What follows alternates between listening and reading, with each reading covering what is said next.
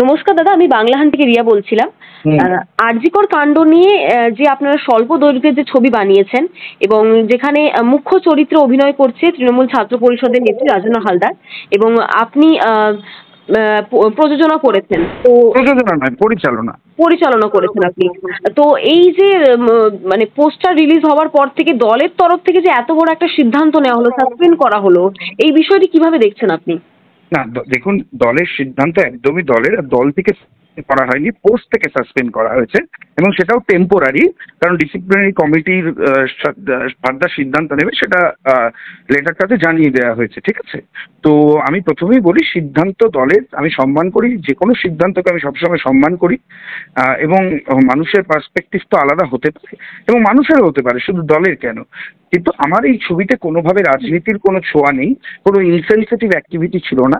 আমি তাই আশা করি যে সবাই যখন ছবিটা দেখবেন তখন বুঝতে পারবেন এটি একটি আশার গল্প, এটি একটি প্রতিরোধের গল্প, এটি একটি, আমি কি বলবো, এটি একটি ইমোশনের গল্প।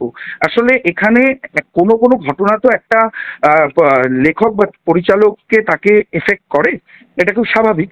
তো সেই জায়গা থেকে আমার মনে হয়েছিল যে এই ঘটনা শুধু একটা নির্যাতনের ঘটনা না, সারা ভারতবর্ষের বুকে প্রতিনিয়ত একাধিক নির্যাতনের ঘটনা হয়, শুধুমাত্র মহিলাদের সাথে নয়, পুরুষদের সাথেও হয়। যাদবপুরেও হয়েছে, যেটা স্বপ্নদ্বীপের সাথে। তাই আমার মনে হয় আইন আইনের পথে চলবে, কিন্তু প্রতিরোধটা আমাদের আরো গড়ে তুলতে হবে। এই বিষয় নিয়ে এই ছবিটি করেছে, কিন্তু ছবিটি এখনো প্ল্যাটফর্মে আসেনি, শুধুমাত্র পোস্টারটি আসে।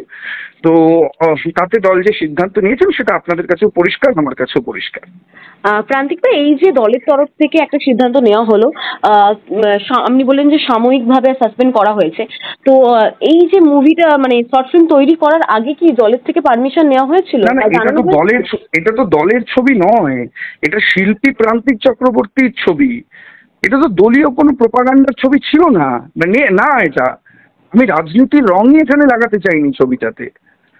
আমি যেমনি পাশাপাশি একজন পরিচালক, আমি একাধিক ছবি ন্যাশনাল ইন্টারন্যাশনাল ফেস্টিভ্যালে আমার অ্যাক্লেমস, কিছুদিন আগে আমি একটি নেপালি ছবিও বানাই।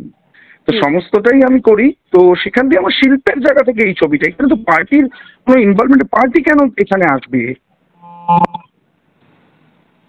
দলকে জানিয়েছিলেন যে এর মধ্যে কোন রাজনৈতিক রং নেই কিংবা? হ্যাঁ হ্যাঁ, আমি আমি যখন সিদ্ধান্ত আসে তার একটু আগে আমি আমার বক্তব্য জানিয়েছিলাম।